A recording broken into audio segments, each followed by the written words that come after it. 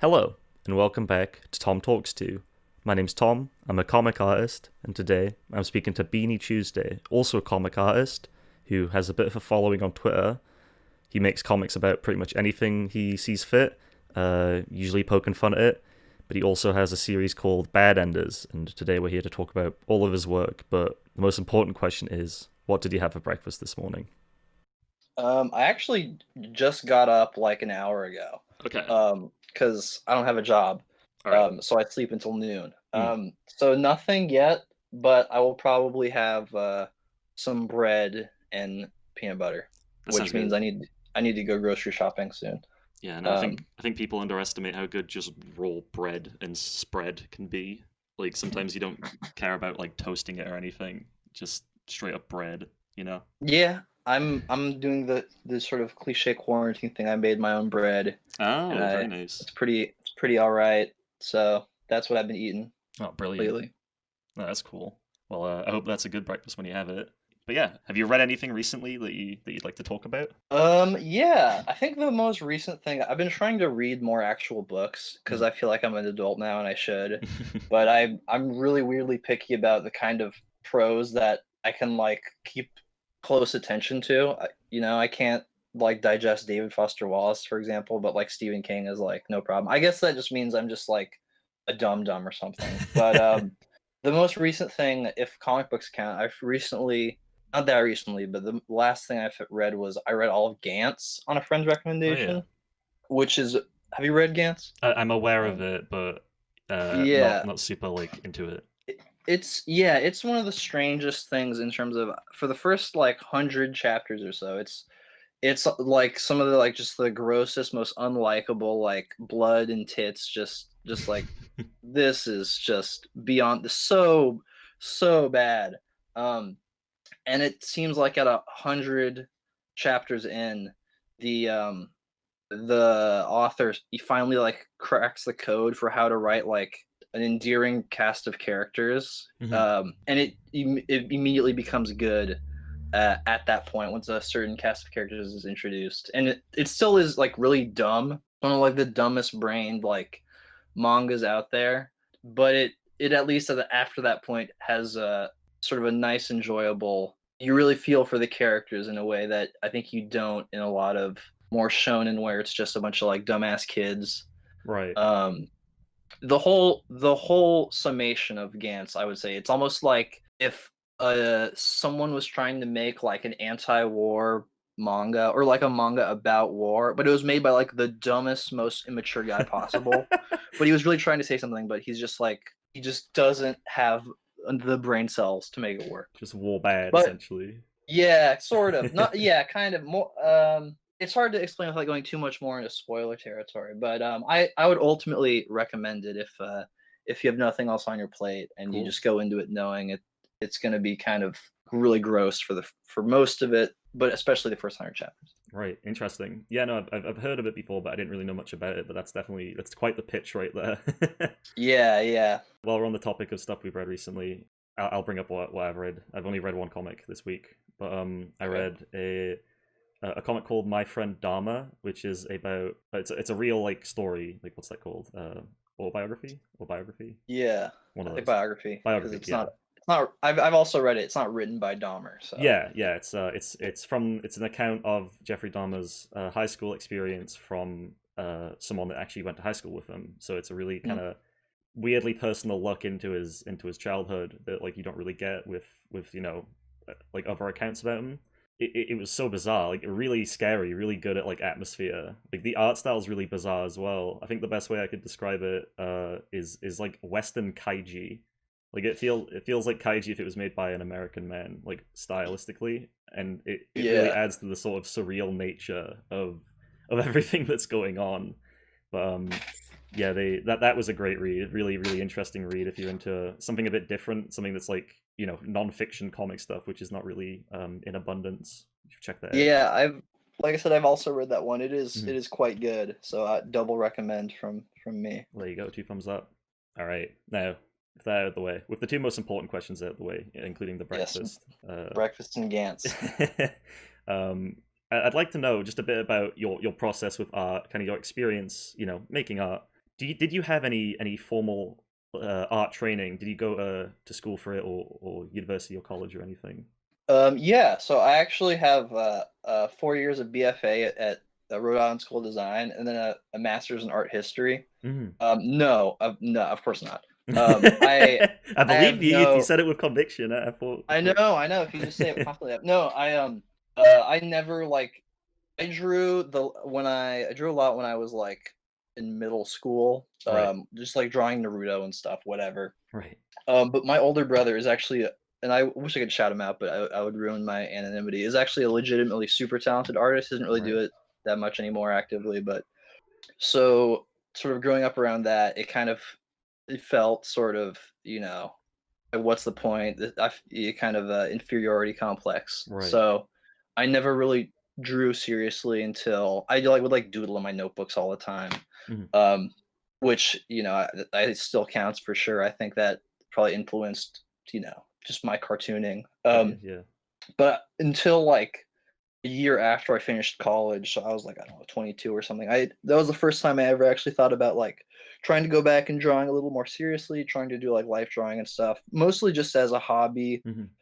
to like be have something to get good at. Because I wasn't really doing anything productive at that point in my life, so I thought I should at least have something I can chart my progress, so I don't feel so stagnant.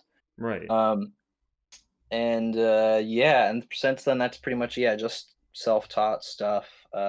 You know, I've read a few little art books here and there, but mostly just drawing and just, just doing it, I guess. It's the best way to learn by just doing it, definitely.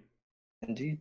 I think you're the first one that we've talked to that hasn't had any like that straight up just did it on their own. I think that everyone else that I've talked to so far has had at least some form of formal art training, whether it's like at school or like outside of it somewhere. So that's interesting. That's cool to know.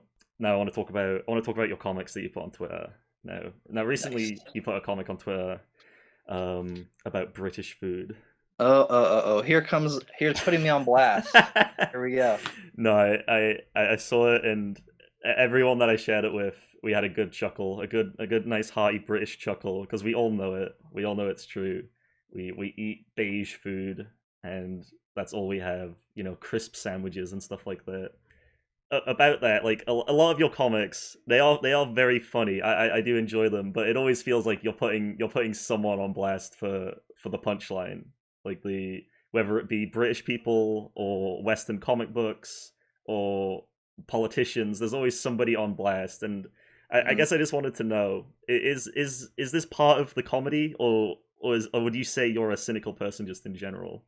Yeah, I mean, I think it's kind of hard not to be a little cynical, in the current state of affairs. But I Yeah. definitely, yeah, yeah, I think I'm generally a kind of sort of a critical, maybe not cynical. I would say more of a maybe overly critical person. I think which isn't like something I don't think to be. I don't know. I'm sort of two minds because on the one hand, I think it's a good trait to be sort of actively critical of all the sort of media and the stuff around you and everything, and to sort of be constantly thinking about it. But it's also can be so grating. Even people like I'll say a bunch of negative shit about it. It's so easy to say I don't like this stuff. It's like the easiest thing in the world, but it's also so annoying. If you see other people, on Twitter, real life, whatever, just constantly just talking about like, "Psh, oh, this show is for babies. You suck. Blah blah Hmm. blah."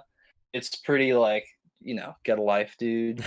But no, I'm in real life. I'm a pretty critical, sort of negative person a lot of the time, just about yeah, whatever. I think a lot, most things kind of suck in terms of anything that you can consume media. You're just like people, I guess. Maybe not people necessarily. I don't know if I would say that, but I don't know. I think at least what I can do is put kind of a particularly descriptive, kind of funny spin on it to Hmm. kind of not make me like totally insufferable. But I think yeah, a lot of some of my more popular comics, like the ones you mentioned, usually are putting someone on blast and coming from a pretty genuine place, Hmm. and that's sort of why I think I can make them kind of resonate a little more than just being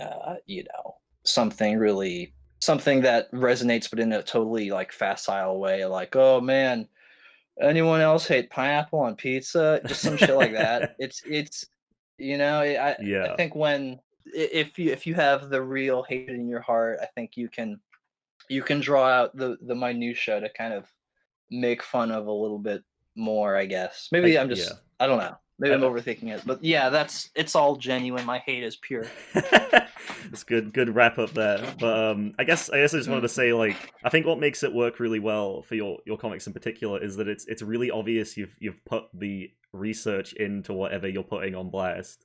Like the amount of detail you go into for how much you hate or love certain desserts was so fun to read. Like just like a paragraph about cupcakes and you read it and you're like, shit, yeah, this is horribly designed. Like, why is all the frosting on the top?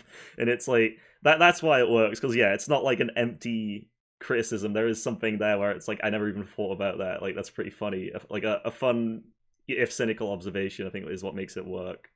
I think what also helps is that a lot of your work, although like has this cynical edge to it, there's a sort of self awareness to it. I noticed that in Bad Enders, which we'll talk about later, that even even when you're being quite cynical about stuff, I'll notice that you'll kind of spin it on its head by noting how cynical you're being about it, and that's what makes it like funny. You know what I mean? Then it's not just like negative. It's like there's an extra layer on top of it, which I think is what makes it work.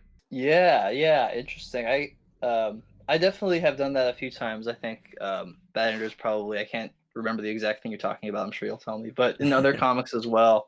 Again, I think you have to sort of check yourself so you don't become a huge kind of insufferable prick.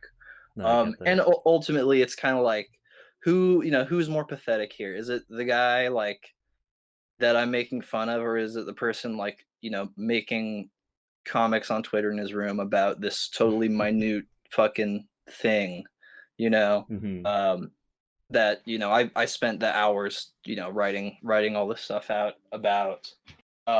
Again, and who knows if that is I struggle with that too because I feel like is it because I get annoyed in like if you watch movies or whatever, there'll be a scene maybe in a horror movie, for example, that's like self-aware, where the character will say something like, "Psh, what you think this is like a bad horror movie?" If some cliche will happen, and they'll sort of just point it out and be like, "Aren't we so clever?" Yeah. Which is not clever. It just sucks and is annoying. So I struggle with being like, "Am I just doing the comedy version of that?" Um, and I don't know. So I guess that to go back to your previous question, I'm like I try to apply the same level of criticism to myself. Hmm. So if you ever see a comic that you think sucks, just be happy in the knowledge that I actively agonized over it probably more than you did. Um, That's fun. That's interesting. No, that was probably my biggest question, because I found you through your comic about webcomics. I, I got I oh got yeah, I got sent it, and me and my friends and like the people in Coco Comics, we all read it and we were like, this is amazing. Like, this is so accurate. We've even started using a term that you garnered, which was a gay rat comic. Like oh that, yeah. whenever we see a comic like that, it's like, oh, it's a gay rat comic. Like, There's that's so many. There's so many of them. they really are. We yeah, like it's just like, yeah, like I said, the amount of research that is obvious, or like love. I guess love's not the right word, but knowledge is definitely the right word of that you put into the stuff that you're talking about is what makes it like resonate, especially with the people that are like involved in that field, or Mhm. like the specific people you're talking about. I think appreciate that level of care put into ripping down whatever it is you're talking about. Yeah, yeah. Yeah, the comic one especially, obviously I have a deep love for comics. So Hmm. almost all the ones in that one, of course, I love, there's good and bad in all those genres. Hmm. Um, so yeah, no, of course. Now, I'd like to talk about your comic, your 80-page comic, if I'm not mistaken, Mhm. Bad Enders, which I found on. I was looking at your Twitter and I checked out your Instagram and I saw like a link to, it was like, read Bad Enders, and I was like, what's Bad Enders? And I checked it out and I was like, what? This guy did a full comic? Like, I haven't seen this anywhere.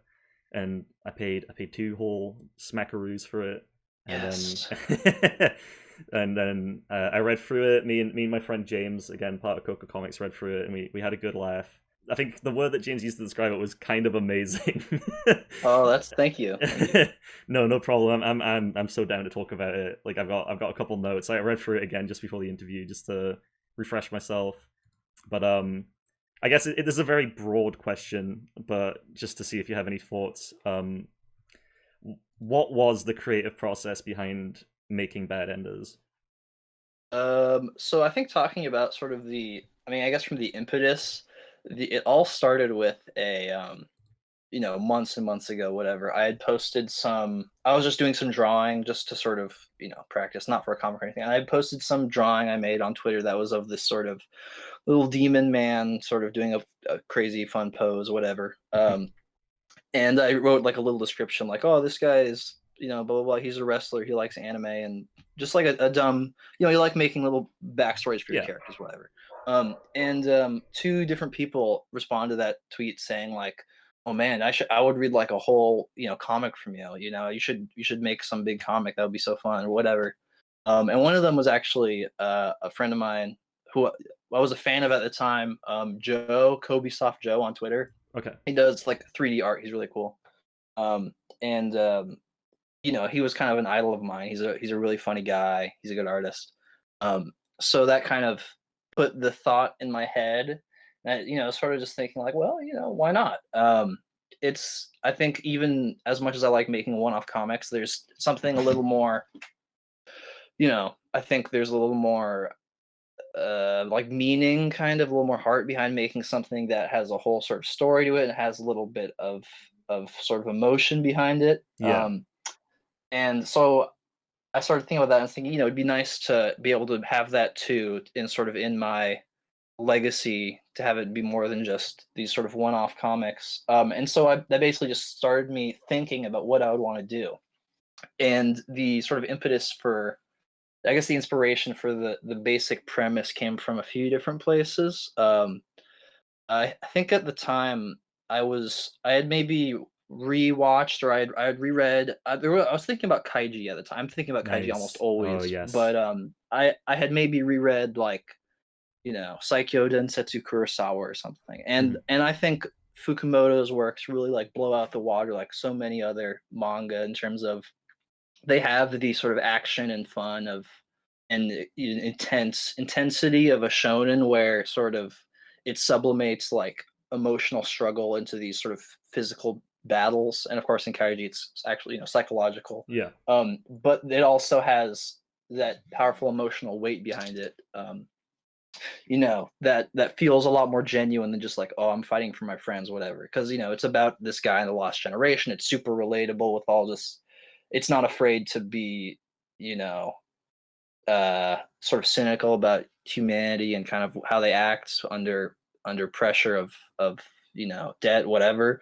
So that I was just thinking about his work and just thinking, man, I want to make something that is like that before anything else, that has sort of character, sort of emotional struggle, is then that is first and foremost that then sort of gets transferred into you know um battles, or whatever whatever that would be, is secondary to those sort of really relatable character, outsider stories, which is something I'm sort of attracted to, is stories about like outsiders, um and a lot of that, I'm kind of a loser in my own life. I've I don't know. I'm a super introverted guy. So a lot of that sort of comes from my own, not the character isn't like a self-insert. People have said that.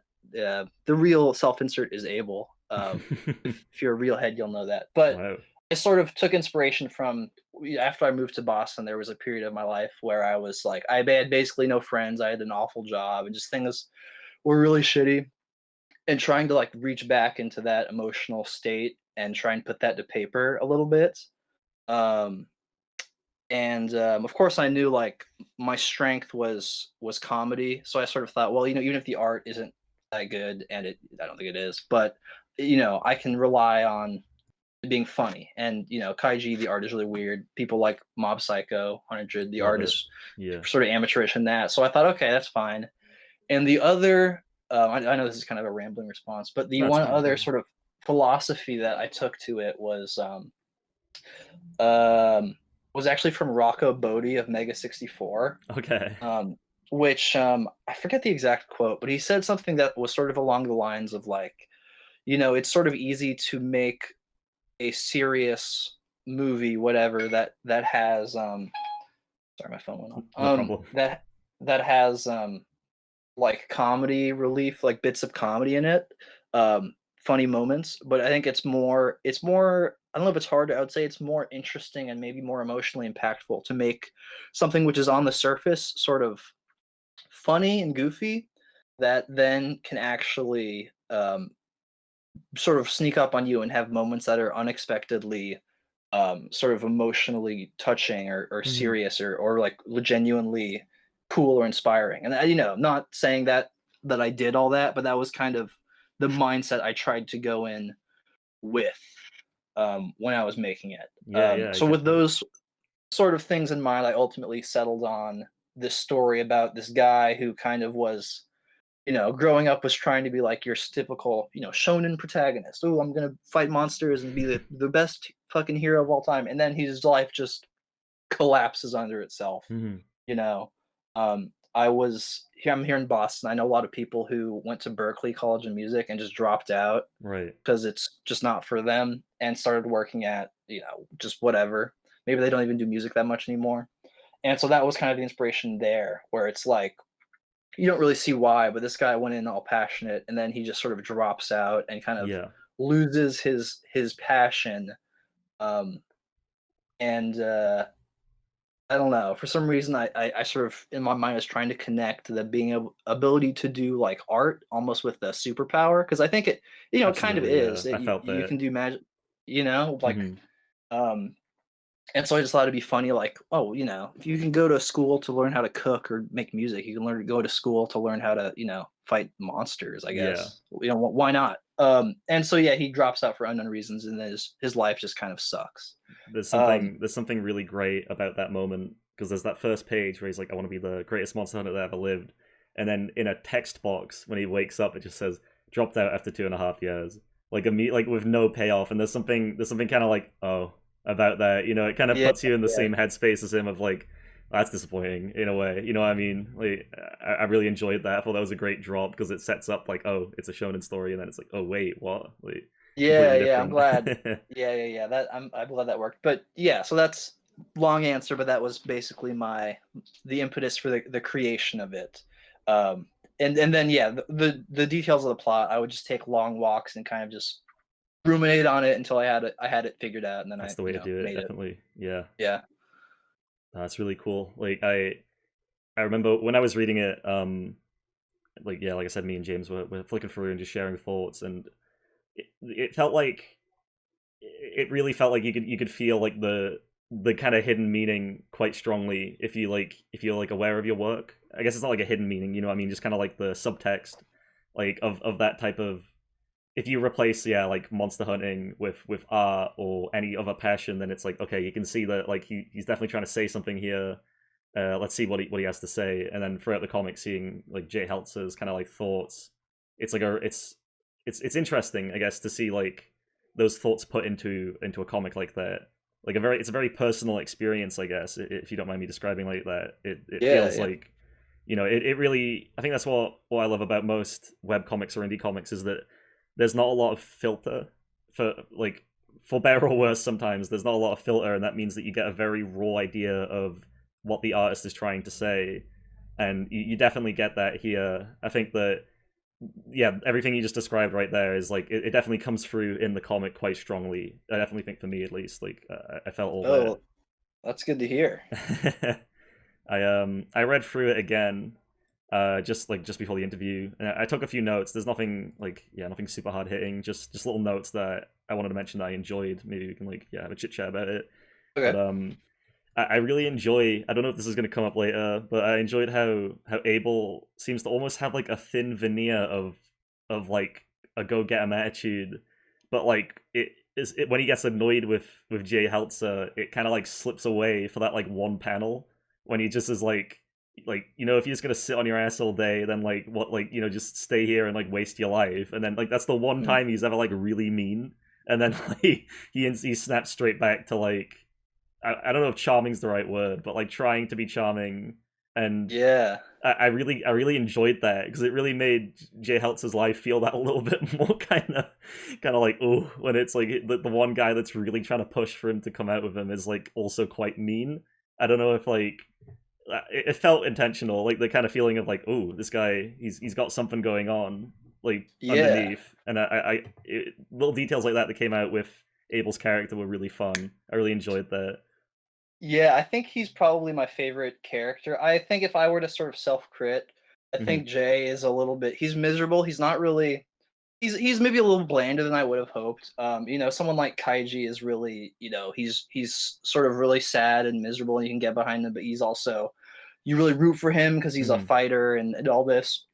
Jay is kind of a mope, which I try hopefully will develop him more a little bit in the future. But Abel, I think is I think one thing that I think I did kind of well that I knew when I was making it was like what's one of the ways you can sort of have this guy be really sort of pitiable and maybe not pathetic, but just like one of the saddest life circumstances you can find yourself in is it's easy to have like no friends is a little bit you know it sucks, but Hmm. it's you see that a lot. I think the situation of having like you have only one friend and he's really kind of an asshole and he's not like a good person. Yeah. I wanted to have that sort of toxic atmosphere a little bit in there where it's like these two are the closest people, the most similar to each other. They kind of need each other, but Abel's just like just a fucker, you know. And it's funny actually. A while after Put Batterers out, one of my good friends who I knew all through college called me up and he's like, "Is this character based on me?" You know, he was really pissed, and he wasn't. But it was, he's also kind of a contentious person, a little bit, a Hit a good bit guy, too but close to he's home, jeez. yeah, yeah. No, it was funny. But no, Abel's not based on any sort of person. Hmm. Again, all characters are kind of you draw from yourself, but Yeah. I thought the idea of just having that sort of dynamic, almost like a sort of like the Mordecai and Rigby, but Hmm. just like a way shittier, and they're both like incels or something. Um, yeah, so that was kind of the inspiration behind that. Cool. Really tapping into that incel demographic, right? That untapped market, the Yeah, exactly. incel core. Mhm. But yeah, this is just something I know. I read through it twice, and this stood out to me both times when Jay Heltzer was using Microsoft X Hell. Uh, Oh yeah, yeah. that wasn't what stuck out to me. What stuck out to me was that there's a flower ape mentioned on that page. That it's the only one that isn't marked yes or no.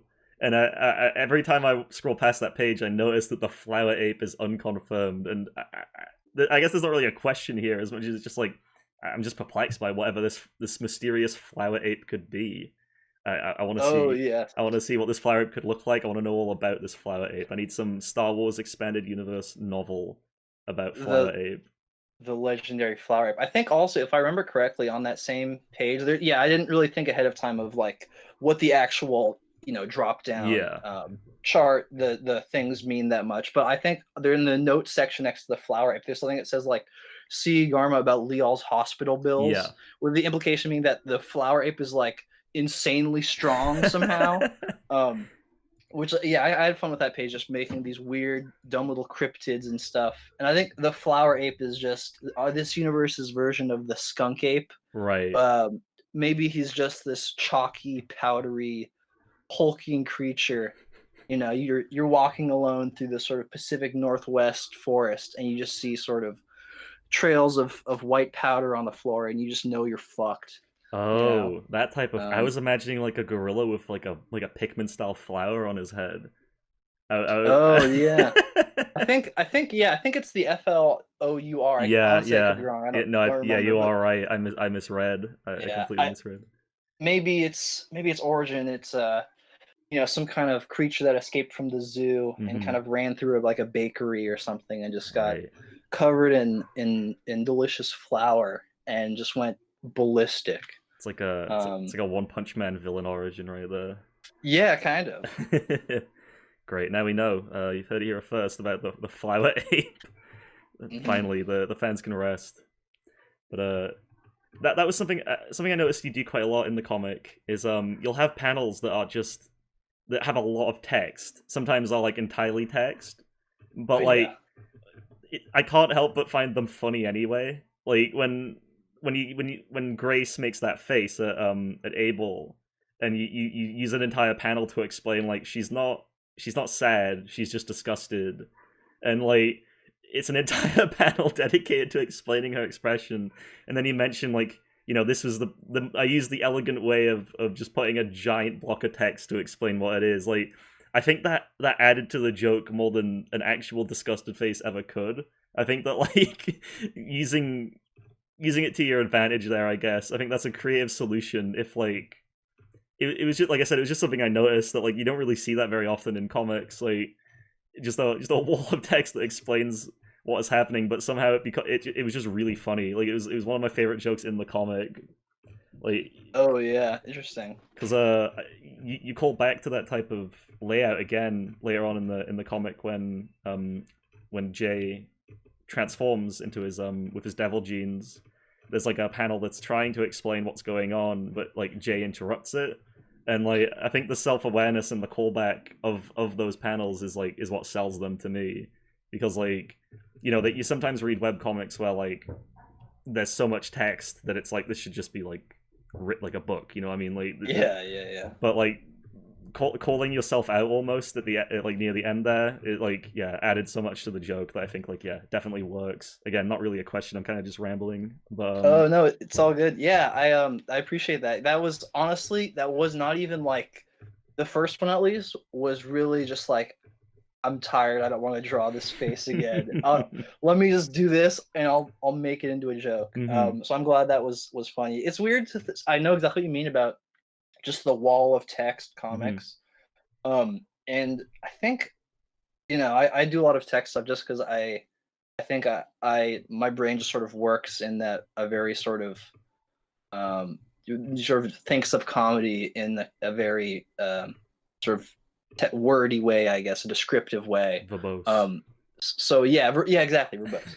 Um, so I use a lot of that in my comics, hmm and I tried to in Banners too, I tried to sort of maybe cut back on just the entire full pages of text, hmm but sometimes you gotta do that. Sometimes it's weird to say, but I feel like in the comics world, I feel like the use of text is a little bit underrated or underexplored, hmm which seems strange to say, I guess. But like if you're doing the thing where it's just characters' heads, then there's giant bubbles of paragraphs. It's like, what are you adding?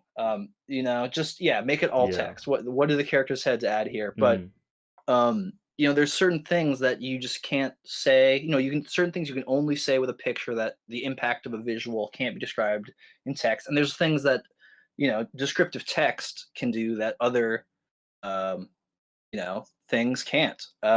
So I think I try to be a little bit more willing to use text at will and not be hmm squeamish about it. If I think, hey, this will work better described than shown, or you can describe it. I think part of the reason to go back to Kaiji, as all things do, Go for it. that sort of emotional impact is so strong is there's a third person narrator like at all times Yeah. who can accurately describe exactly what Kaiji's thinking, more so than any reaction could be. hmm So you get his sort of his views, but also or his I guess reacting to whatever's going on alongside the sort of the narrator going into detail about and doing it not in just a dry descriptive way, but a very sort of dramatic, bombastic way about what hmm he's feeling and thinking, um, which definitely I think adds to it a lot more than just having like a cool panel of just like silence and just person's face or whatever. hmm It certainly feels like I think with most comics artists, they come in sometimes a little bit more from the art side of things and maybe the writing side of things. hmm Um, and I did not like I wasn't really writing before I made comics, so I guess I can't really talk. But I don't know. I try to. Um, I think as long as you can use text in a way that isn't going to be like fatiguing for the reader to just see the giant walls of text over. You don't want it to look like fucking subnormality or whatever that one comic is. Um, I think as long as you can manage that, Mhm. text is very powerful tool Yeah. to sort of answer your non-question observation. Yeah, I definitely see that again with your work. Not just like the kind of paragraphs or the descriptions, but you really enjoy putting text in backgrounds that like people might miss, but if they spot it, then like it adds to a scene or a joke, Yeah. like brands or comments on the Instagram thing Mhm. later on in the comic, or even tricking people to zoom into a page where the text is really small and then making fun of them for zooming in. I don't Oh, know, yeah, something yeah, something indeed. maybe like that. I would never. you know. Yeah. But yeah, I think it definitely adds like a lot of the background elements and like background text. Definitely got like a chuckle out of me. The like the was it baby beer, training beer, stuff like that. Oh, yeah, yeah. Yeah, stuff That that. one Sorry, go ahead. oh, no, I was just gonna talk a little about that. Talk about that joke. That's weird. Like some big thing. I was just gonna say that that joke didn't. I had the idea of a baby's training beer in my head for so Mhm. long, and I wish I could use that joke in a bit of a better way because it's like Grace isn't a baby. But the idea of there's like an old Tom Green sketch where they're trying to teach kids how to smoke, Right. like for some reason, and just the idea of like, oh, here's a lower alcohol beer so your kid can learn how to drink beer. Oh my So I god. guess in the context of the comic, it sort of would be explained by Grace just being sort of a cheap, chintzy alcoholic who just Yeah. has to buy like kid beer Hmm. because that's what she can afford, I guess. Yeah, yeah. She mentions she got like cheap beer, so it kind of makes sense. Mhm. Oh yeah. But yeah, like I said, I definitely enjoyed the comic. I thought it was really really interesting kind of mix of genres as well. I could really tell, or not tell, but I could feel your inspirations a lot as well. With you mentioned Kaiji, but the one that stuck out to me, like it really hit me when it happened was a Bobobo reference to Oh yeah, the yeah, manga slash anime. Was it Bobobo Bo, yeah. a classic from what, like 20 years ago? I noticed that. Uh, I think it was like 20 years ago, right? Maybe more. something like that. Yeah. Yeah, I noticed a panel that was like a reference to that, and I was like, wow, I haven't seen Bobobo anywhere in a while. It was fun to see that. But yeah, like you go on to explain in your afterword about kind of your creative process a little bit, which was a really cool insight into. You say you're a fan of like shonen comics, of like Japanese manga, as well as like a very specific sense of humor, and trying to mix those two together was kind of like the grand experiment of this comic in a way. And Mhm. I think there's definitely something here. Absolutely, I think that uh, you've managed to do something quite interesting, and you've set up a fun cast that could definitely do more stories about normalcy mixed with well, like you said, like the office mixed with guilty gear. I think is how you described it Yeah, on the yeah. website. I think I'd definitely like to see more of that. But before we talk about future stuff, I'd like to ask just out of interest. You mentioned in the afterward that you weren't happy with most of the comic, but there were a couple of scenes in particular that you really thought hit. And I'd be interested to know if you have any of those scenes in mind. Like for you, what really did hit about the comic? What scenes or moments or were like successful in your mind, essentially? Yeah, yeah. Oh man, this is great. I totally forgot I even said that. So let me see if I can remember. Yeah, yeah. I think again, like part of the reason I made the comic was sort of just as an experiment and kind of an exercise to like learn how to make comics and how to like just improve my drawing and stuff, force myself to draw more. Mhm. So like yeah, it's super rough around the edges. The art is kind of crappy in a lot of places. So yeah, looking back on a whole, I don't know. It's one of those things where like I am both proud but also intensely embarrassed of it. Right. Um, I saw you describe but it I like that a couple times online. I was like, why yeah, embarrassed by yeah. it? That's interesting though. um, yeah, I think yeah, I don't know. But in terms of stuff that I think landed or worked well, the one that immediately comes to mind, and again, other people might read it and be like, yeah, all right, whatever, dude. You stop sucking your own dick. That's no, But we're interviewing you. You know, like I want to hear what you have to say, so don't worry sure, about it. sure. The scene where Jay is like transformed into his sort of, you know, crazy resentment demon mode. Mm-hmm. And Leal shows up to like try and calm him down. And of course, Leal's sort of this, character inspired by like Goku, Shonen Heroes. He's sort of Yeah. this a little bit naive, but ultimately super good-hearted, super strong guy. Mm-hmm. And he's trying to give this monologue to be like, snap out of this. I know you. You're a good guy. You're a hard worker. Blah blah blah. And he's sort of in doing so just reveals like he really doesn't know anything about Jay. Mm-hmm. And it's sort of, I think, the moment where Jay says, you don't know anything about me. Like, I think that I'd like to think when I was writing that it sort of hit emotionally, because it's not as straightforward as a scene where he just goes like, "Oh, you don't know me," blah blah blah, or some other sort of more cliched thing. Yeah, it's sort of a Just the idea, realization rather than yeah, yeah. this idea that this super nice guy you work with is doing this whole spiel about how he cares about you, and you just realizes that like he hasn't even made the effort to like learn who you are, Mm-hmm. and it's sort of he was all in crazy pissed mode, and now he's genuinely hurt by that. Mm-hmm. So I think that scene kind of hits as far as the emotional stuff goes. The other sort of emotional moments I think are they could use some work maybe. I think a lot of the jokes are pretty solid still. Mm-hmm. Um, but yeah, that moment I think is the one that sticks out in my head as being that I enjoyed writing for Mm-hmm. sure. Yeah, I'm just looking at it here. Like it is one that like stuck in my head as well as like one of the emotional beats. Like I think the panel of we were just talking about text, but to flip that on its head, the panel of just complete silence when he realizes that yeah, his work friend doesn't know anything about him, like that sort of realization, I think adds to the moment quite well. So it's like yeah, I guess I don't want to sound like you know I'm I guess sucking your dick for lack of a better word, but like like I don't want to, but like you demonstrate a good use of like text and also like silent moments, I guess. Like Oh, is the thank best you. way to put Yeah. it. But no, yeah, that's definitely a good moment.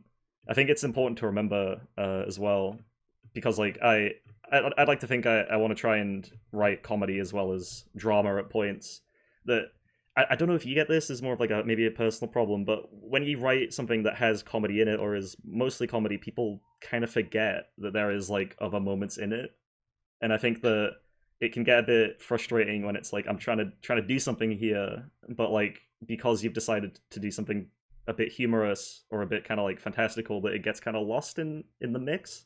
At least for me, that sometimes happens where it's like people bring up the jokes but don't really talk about the other stuff I was trying to do. And I don't know if that's just like a personal thing, but I think I noticed that with a lot of comedy series that like No, I the can. Yeah, you're absolutely hit the nail on the head. I can absolutely relate to that. mm-hmm, And I after I put Banners out, I was sort of really apprehensive. So I was grateful for any praise I got, but it was like, everyone was telling me like, "Oh my god, this is so funny," blah blah blah. And I was sort of in the back of my head like, "Come on, man, say something about like the characters, or say something about the mm-hmm, draw." mm-hmm.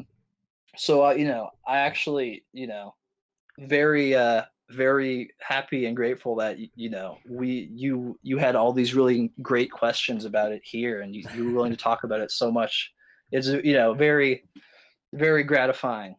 So you have definitely done a great Hey, job of that. oh thank But you. yeah, no, but I can absolutely relate to that for sure. Yeah, it's just that I guess it's just that feeling of did you release this like as the pages were done? You did, right? You didn't release it all at once, from what I remember. No, so actually I Oh, did release it all at oh, once. right. Yeah, the I'm working on Battlers 2, which I'm releasing Ayo. in page chunks on Patreon, because I feel like that's a little bit more of a maybe a more uh pleasing solution to the audience at this point. But Mhm. with the first one, I didn't really have a sense of how long it would be, so I was Right, like, got you. 30 pages in and being like, oh fuck. But I didn't want to like, I don't know. It would feel weird, I guess, just putting out like, I don't know, just saying like, hey, I'm making a webcomic, come read it. versus just being like, oh, you want to read webcomic, 80 pages, bitch, bam, Yeah, it's yeah, yeah. already. Mhm. Because like for me, like I've been mostly releasing my stuff. Sorry, I don't mean to talk about myself, but just like to Oh no, go compare. ahead, it's your show. Releasing it as the pages are done, usually like bi-weekly. That like there'll be like 3 pages, 4 pages in it, and then uh there'll be like one joke that I'm like, heh, that's pretty good. But like the rest of it will be like something like an action scene or an emotional beat, and it's like yeah, like I feel like a dick because it's like people are still saying nice stuff about it, but it's like heh, like that joke was really funny, and it's just like thank you, and then it's like oh did I just was it a failure from me as the artist to not like express the emotional beat well or what like that feeling of like did nobody notice that I did that, do I need to like work on kind of the making it more clear what is happening, if that makes sense, like emotionally rather than Yeah, just yeah, jokes like because yeah. yeah, Yeah. sorry, go ahead. Um, oh yeah, I was just gonna say, yeah, that again, I can definitely relate. I think there you in turn, it's like an eternal kind of unanswerable struggle in your head, at least Yeah. for me, of like, is this good and people just can't see it, or or did I just not do this well enough? Hmm. Because I certainly think there's got to be some level of just the general public just latching more easily onto comedy and stuff, and not necessarily because like, oh, you don't get it or whatever. Hmm. Even if it is good, and it might not be good, it suck. But even if it is good, I think there's also, it's sometimes it's a little, people are more hesitant to talk about that Yeah. versus just immediately saying, oh, dude, this part made you laugh so hard, which Yeah. I can totally relate to. Hmm. Um, but yeah, sorry, what were you saying? No, it's okay. I was just saying that I think I agree with you there that people definitely latch on or recognize comedy a lot easier or a lot stronger than drama or like I guess what's the word, like fundamentals, I guess that I don't know if that sounds like kind of hoity-toity, but like when you can kind of recognize in a story like oh that this is being set up, they're hinting at this, doing that, it's like I guess you gotta kind of put on a different kind of thought process than like recognizing like straight up comedy. Like it's Yeah, like when you watch like The Simpsons or something, you can kind of like turn your brain off a little bit. Like there is good character moments in there, but most of the episodes, it's like okay, they are loading this with as many jokes as like humanly possible in the next like 20 seconds. Whereas like something that's a mix of like comedy and drama, you can kind of you gotta like look out for it a bit more. And I think that yeah, like when people just flick through, because it's like I think it's like a tough fact for me to learn, where it was like people will check this comic, like my comic, and maybe spend like 3 seconds per panel, and it's like if there's like something I'm setting up, maybe people will miss it, and that's okay. But like it would be nice if people recognized it. I don't really know what my point is here, but like yeah. no, I get it. Any person I think who is creating stuff is necessarily going to be neurotic about like, yeah, I don't know, people not getting it. It's a definitely a universal feeling. Hmm. Hmm. Yeah, I think that I definitely think yeah, people get that. People that make stuff, like you said, just repeating it. Mhm. um, but yeah, I guess we can talk now. We talked a lot about Bad Enders issue 1. If you have any thoughts or anything you can maybe talk about for the plot of issue 2, because I'll admit I haven't seen the pages on Patreon, but yeah, just wondering like did after maybe just after the end of issue 1, did you have any like thoughts of like okay, this is where I want to take it, or was it kind of a one and done thing for you? Yeah, I think after the first one, I wasn't even sure if I was going to do a second one. Hmm. Um, but um, after a bit of thought, after a bit of reception, I sort of um I was in a period of time where I was just like working on, short comics and stuff, and I realized like, it was nice to have a big thing to be working on, um, on alongside, because I do sort of have to separate my time between the small comics. I'm working on a novella right now, Oh. another one, and also yeah, like Bad Enders too. So it's not something I can dedicate my sole time to, but it does help, I think, to have something like that, Hmm. for to improve your comic writing ability, to improve your art, and also just as like it's fun to do something that's a little more. serious and story driven. Mhm. So you know, shortly after I finished one, I was just sort of randomly brainstorming various ideas for part two, and I didn't really have a huge aha moment. I think it was essentially the same process for the first one, except I had the characters more or less fleshed out. So I settled on um, a a premise which I thought would be pretty fun.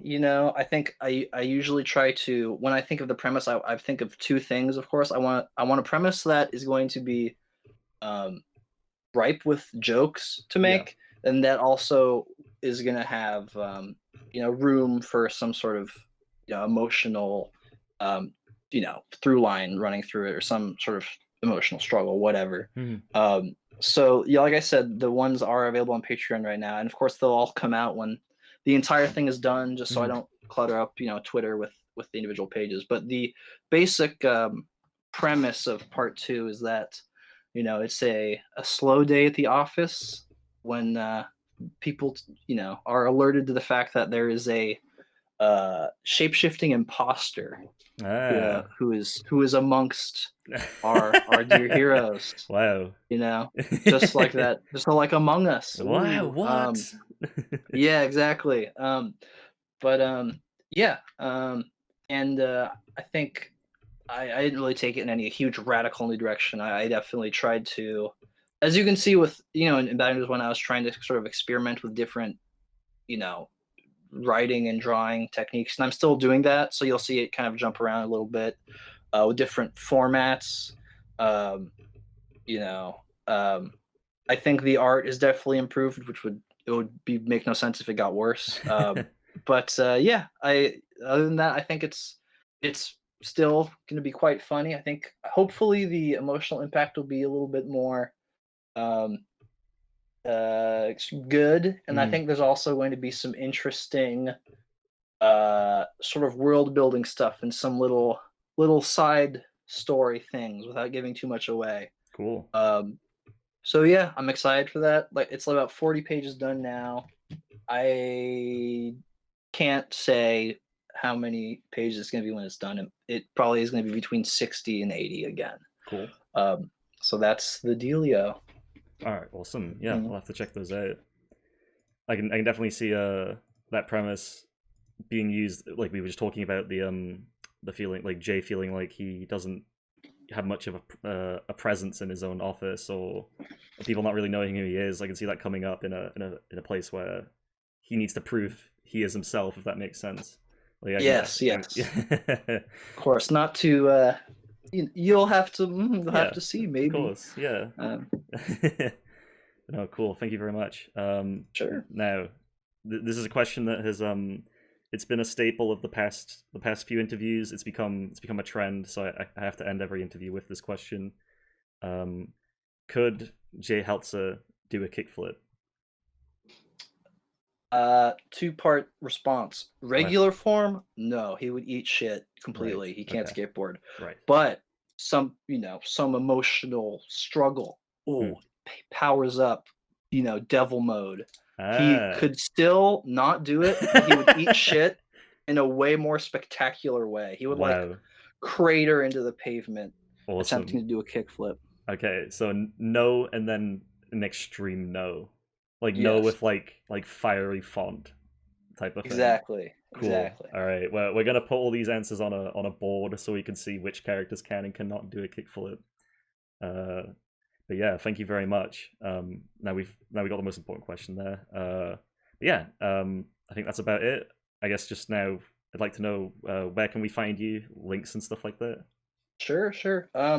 So I don't have any official Big Boy website. Maybe I should do that at some point. But you can find all my sort of one-off little comics on Instagram and Twitter.